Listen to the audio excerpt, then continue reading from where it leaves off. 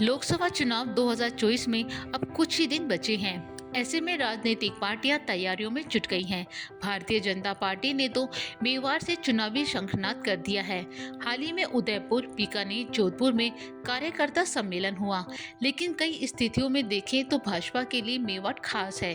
Party की तरफ से भी कई बार शुरुआत मेवाड़ से की जाती है, तो कुछ दिग्गज नेता भी ऐसे हैं जो अपने काम की शुरुआत से पहले मेवाड़ और वागड़ के मंदिरों में माथा टेकते हैं।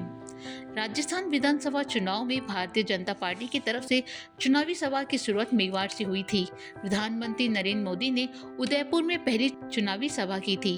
अब लोकसभा चुनाव के लिए भाजपा ने कार्यकर्ता सम्मेलन किया, जिसमें अमित शाह ने चुनावी शंखनाद किया।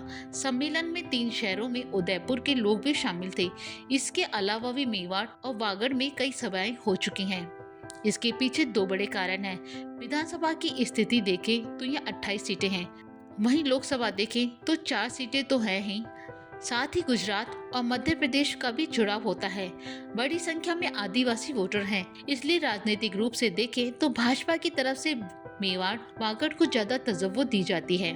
यह राजनीतिक स्थिति के साथ ही धार्मिक जुड़ाव भी है। पूर्व मुख्यमंत्री वसुंधरा राजे कुछ भी काम की शुरुआत करती हैं तो वो राजसमंद जिले में स्थित चारभुजा मंदिर और बांसवाड़ा स्थित त्रिपुरा सुंदरी मंदिर के दर्शन करती हैं। इस बात को उन्होंने कई बार मंच से भी कहा है। साथ ही विधानसभा स्पीकर वासुदेव देवनानी का भी उदयपुर के देवी के अलग अलग मंदिरों से जुड़ाव है।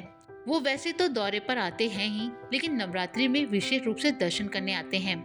इसी तरह भाजपा प्रदेश अध्यक्ष सीपी जोशी का सावनिया सीट मंदिर से जुड़ाव है, यानी भाजपा के लिए राजनीतिक और धार्मिक रूप से मेवाड़ और वागड़ हमेशा से खास रहे हैं। अब यहाँ देखने वाली बात होगी क्या इन चुनावों में भी मेवाड़ और वागड़ का ये खास जुड़ाव उन्हें कितनी सफलता दिला पाता है। लोकवार्ता न्यूज, जयपुर।